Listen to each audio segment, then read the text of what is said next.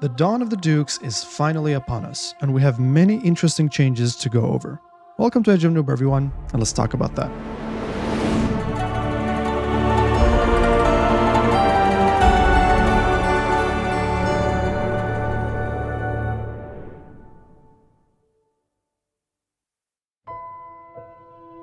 Alright, as we all know, we now have two new civilizations, the Bohemians and the Poles.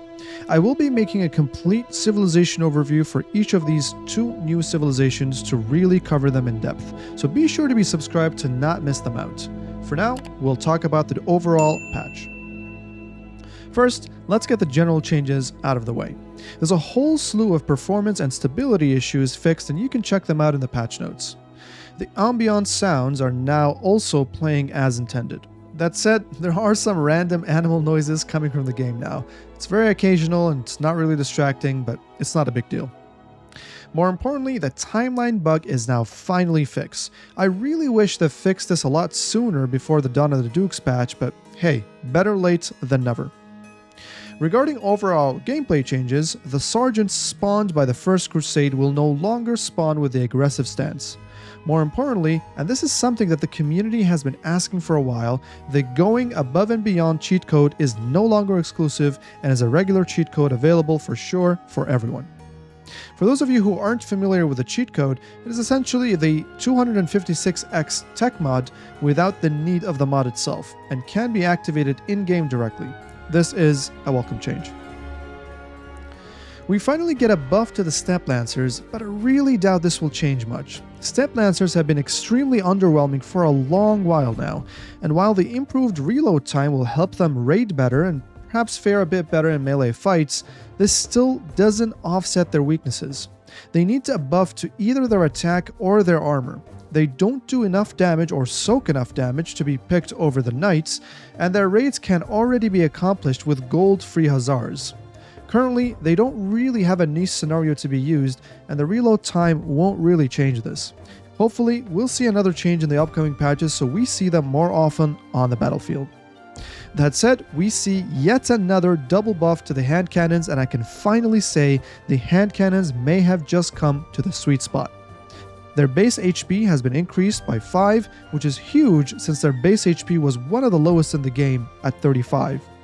Furthermore, the speed of the bullet has been increased from 5.5 to 7.5. This basically is a mini ballistics kind of buff to the hand cannons, as the faster bullets will mean microing against them will be more difficult, and more importantly, they will also be more accurate at longer range against moving targets. I think the hand cannons are in a great spot right now, in which their situational use and being a part of an army composition is very plausible in high-level gameplay.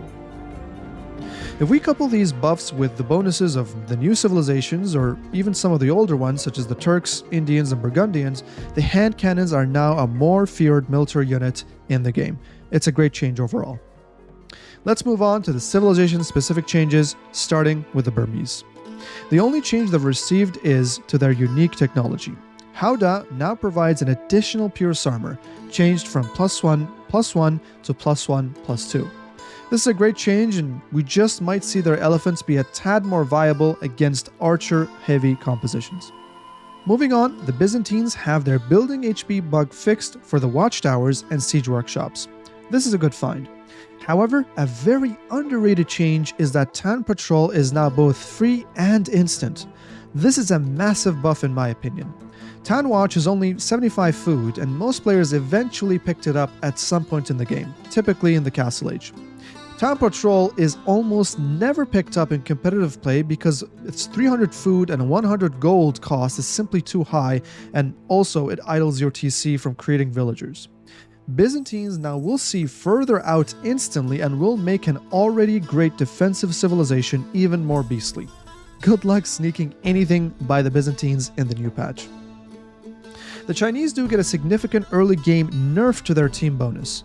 Instead of a straight 45 food, the farms are now only 10% more in terms of food. This means that early farms will be only around 20 to 30 food more.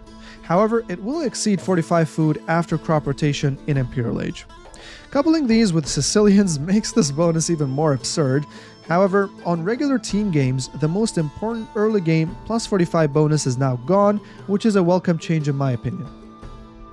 Cumans have been struggling for a bit, and the developers are significantly buffing their early game by decreasing the cost of their stables and archers by a whopping 100 wood. Of course, this advantage will trickle down to later stages of the game, but we'll see how much this change will affect their gameplay overall.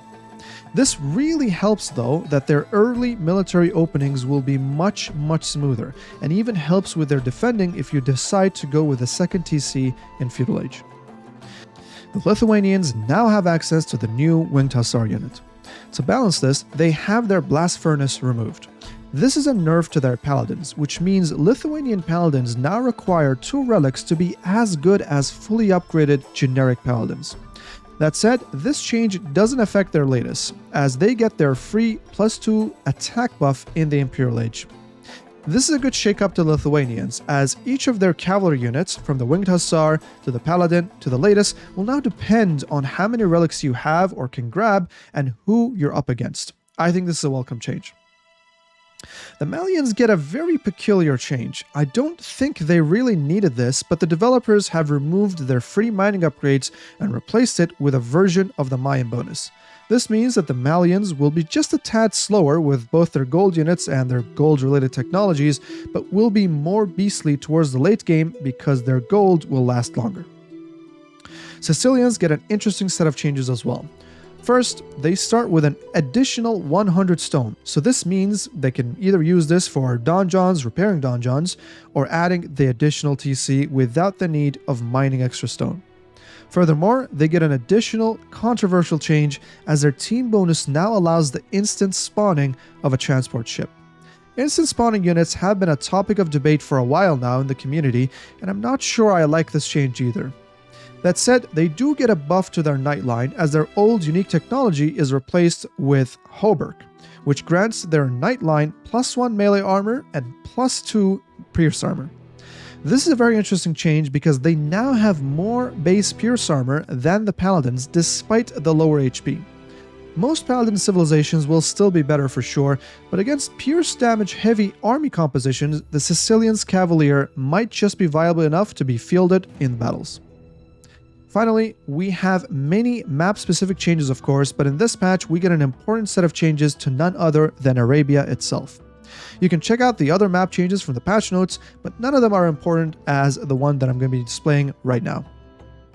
Each player will now start with 3 wood lines positioned towards the edge of the map for consistency, but they're further out from the starting TC. More importantly, the middle of the map will no longer have wood lines and will be open. These changes basically make it significantly more difficult to wall up and fast castle on Arabia and will force players to play more open and aggressive. This is a welcome change in my opinion. Furthermore, we'll see more hills around the TCs, which basically means more mangonel pressure and an indirect buff to the Tatars on Arabia. Cliffs and oases are also removed. So overall, this attempts to make Arabia more consistent, aggressive, and open. If these changes are indeed implemented correctly, I think it'll be a breath of fresh air from the consistent fast castles we've been seeing for a while in the previous Arabia metas. Well, that's about it folks. If you're new to the channel, I always cover the new Age of Empires patches on this channel, so I hope you've enjoyed this summary as well. As mentioned before, I'll be making individual in-depth civilization overviews for both the Poles and the Bohemians, so please consider subscribing for more content and updates like this. Furthermore, I'll explore how good the new unique units are from the Poles and the Bohemians. Their strengths and weaknesses will be explored to help you shape your army composition with and against them on the battlefield. As always, thanks for stopping by Age of Noob folks, best of luck on the ranked ladder with the new patch, and see you all in the next one.